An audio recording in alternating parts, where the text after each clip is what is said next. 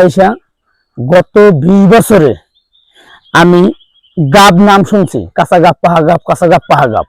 গাব কাকে বলে চিনি না, তাই এই প্রথম এতগুলা গাব।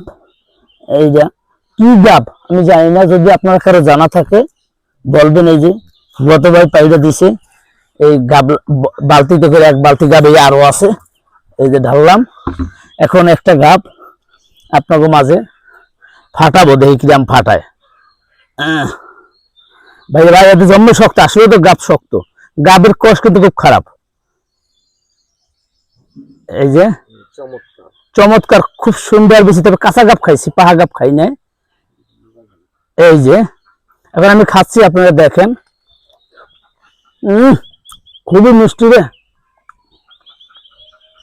খুব সুস্বাদু।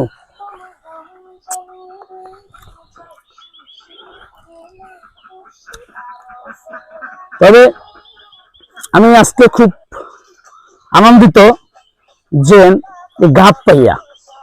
আরো কিছু আপনাদেরকে এরকম ভিডিও